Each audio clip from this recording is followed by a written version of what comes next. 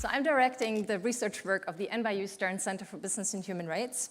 As our center was started in 2013, we were the very first center at a business school. Stern is the business school of New York University. It's our mission to challenge and empower future leaders to make practical progress on human rights. And in our research, we seek to understand how business operates in different industry settings. We then analyze those core business processes and make suggestions how companies can advance human rights. This is a novel perspective in this emerging business and human rights field, and it's increasingly business relevant, as you will see in this presentation.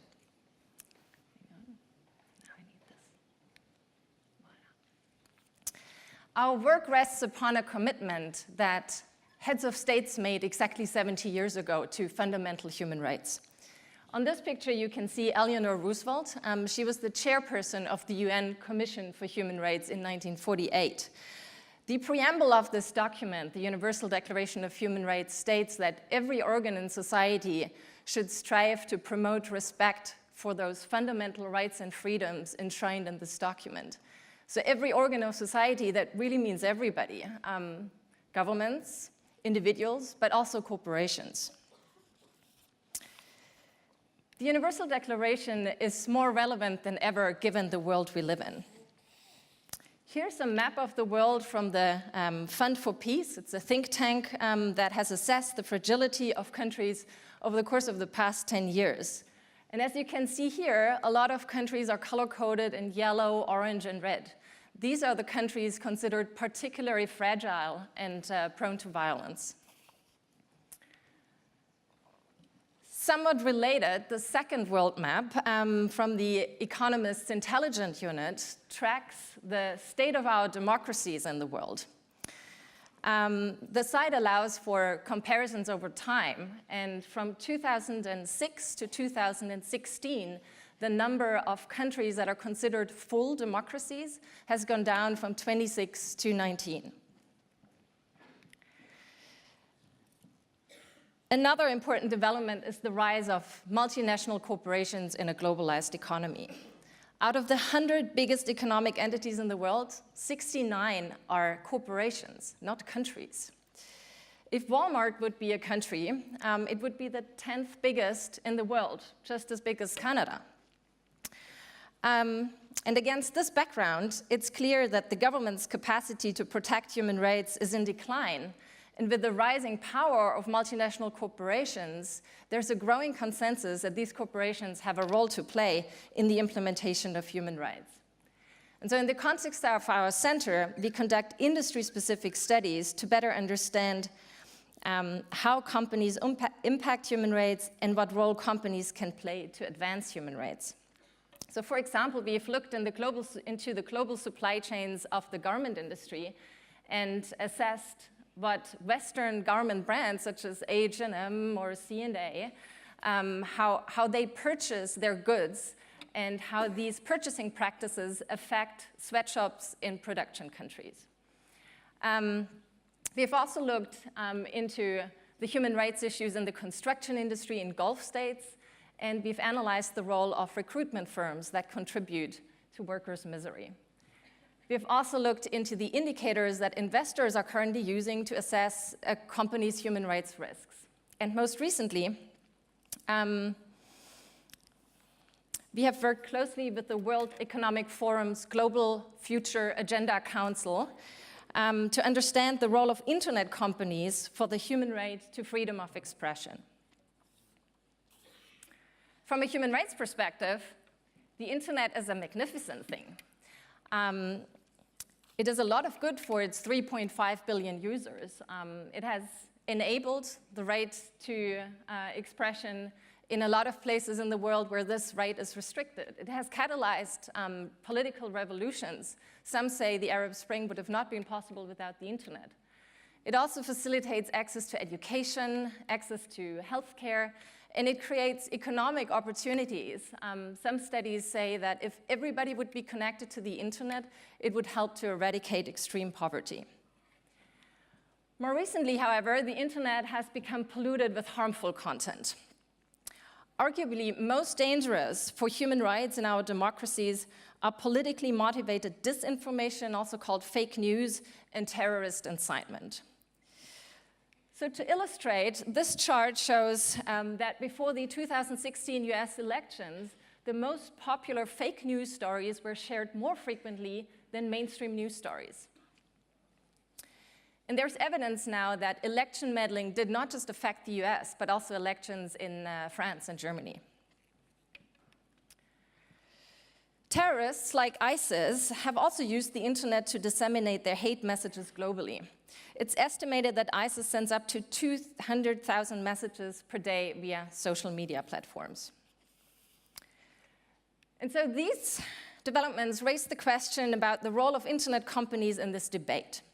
We argue that given their centrality in the flow of communications worldwide, they have a unique position and a unique responsibility, namely to advance democratic principles and the cause of human rights. These firms are neither just neutral hosts that provide the infrastructure that enables freedom of expression, nor is it desirable that they become full content editors or publishers. Their role lies in between those extreme positions. So in our report, we show that a more proactive stance on harmful content is a genuine business interest of internet companies. In fact, I would even argue there's a business case for human rights to be made here.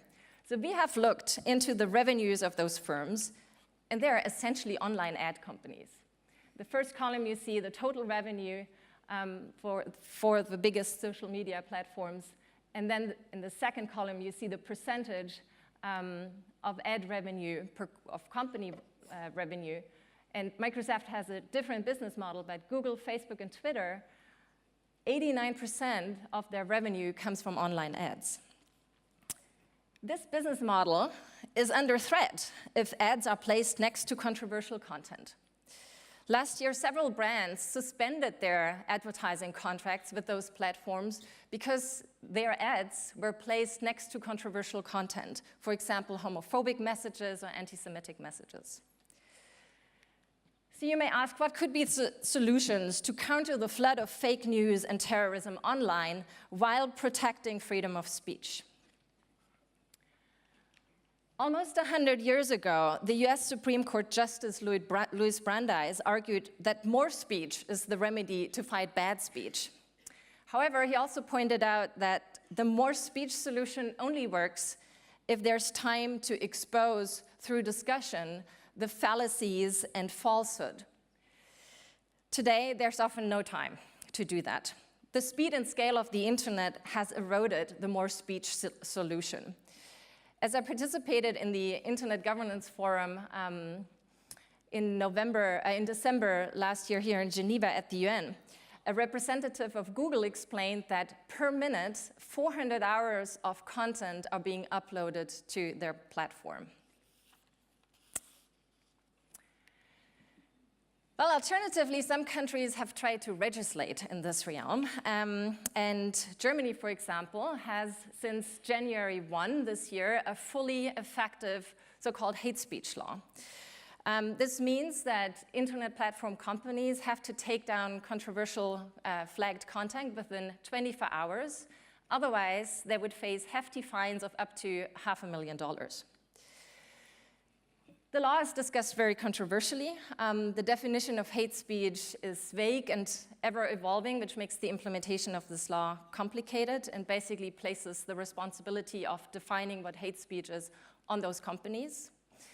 The fines also create incentives that companies take down a lot more content than absolutely necessary.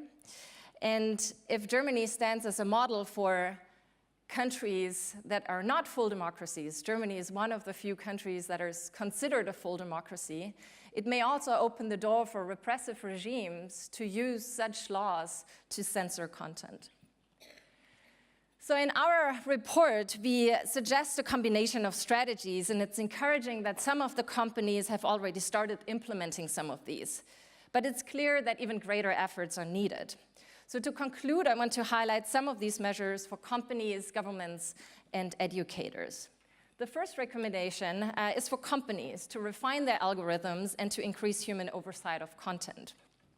Given the scope of the internet, companies are using artificial intelligence to flag what's considered controversial content. The flagged material is then sent over to so-called content analysts, humans.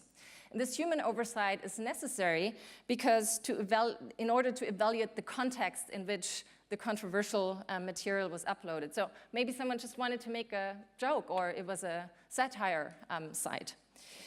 To further improve those processes, Facebook and Google have both committed to hire more humans for this process. And both have hired thousands last year, and I think their headcount will go up to 10,000 each in 2018. Another recommendation of ours is for companies to introduce more friction. So what does this mean? Let me give you two examples. So recently, YouTube has toughened its stance towards videos that contain inflammatory, religious, or supremacist content, but do not quite cross the line and violate company policies. Such material now comes with a warning and is not eligible for recommended status, endorsements, or user comments. Similarly, Facebook has introduced fact-checking functions and uses third-party fact-checkers. And when content is highly disputed, Facebook discourages sharing. We also recommend to advance industry collaboration. This means that companies that are essentially competitors will share knowledge in order to maximize the benefits of combating problematic content. The goal of collaboration should also be to develop substantive standards and metrics that are consistent with international human rights protections and provide companies with clear guidance about the role they can and should play in this area. There are two examples that I want to point out. First, the Global Internet Forum to Counter Terrorism. In this group, Google, Facebook, and Twitter create a common database of digital fingerprints to identify violent extremist content. They currently work with over 50 smaller companies to share their knowledge. Another example is the Global Network Initiative, which focuses on freedom of expression and privacy in a multi-stakeholder setting. So it's not just industry discussing these pertinent issues, but it's a setting where academics and civil society organizations are part of. We think these collective actions need to be intensified further. We have seen them to be very effective. The multi-stakeholder model has been very effective in other industry contexts. For example, in the garment industry, where the Fair Labor Association has, since 2000, helped companies to figure out this difficult terrain. We also think there's a role for governments, and we need to identify this role. Instead of legislating, which, as I explained, has these unintended consequences, governments could promote media literacy. There's a mission, this is a mission that governments could take on without threatening free speech. And finally, I think we also need to rethink education in this context. While all the other recommendations aim at immediate fixes to the problem, we also need a long-term strategy that reflects on how we train our future leaders. These broader societal issues are business relevant, and future leaders, from the software developer to the manager to the CEO, need to take these into account when they make business decisions. To this end, our center at NYU has created a network of business schools that jointly wants to advance human rights and business education. We launched this network in November last year here at the University of Geneva. And this is a book I published. And this is a picture from that event. The UN High Commissioner for Human Rights came to endorse the initiative. So I thank you for the attention. If this is a topic that interests you, please come and talk to me during the break. Thank you.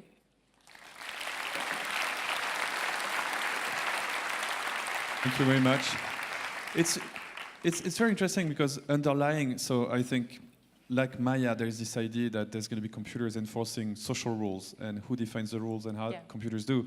Also, what I find very interesting, there's this whole debate of automation and humans being out of work. And what you're saying is that we need more automation alongside humans, and that we need also to think collectively, that it's not, as I was saying earlier, like startups in one corner and large corporation in another one and government is in another one. Like everybody has a stake in the solution. Can I ask you one thing? You have 2 young kids. Is there, you think about these issues, like, is there anything specific in the way you raise them in their, they're pretty young, but in the way they're going to relate to technology? Did your job give you some insights or some rules you applied to them that you could share with the audience? Well, my kids are really young, and we've tried to implement a no-screen policy for the first years.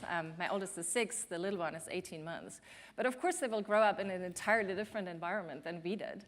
And so I think there are no parenting rules yet on how to navigate this world. But my daughter knows that I'm here today, and I'm trying to engage her in these discussions as much as this is possible at this age. So education.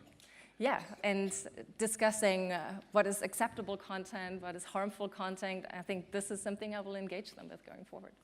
Thank you very much. Thank you too. Dorothee Baumann-Pauly. Sorry.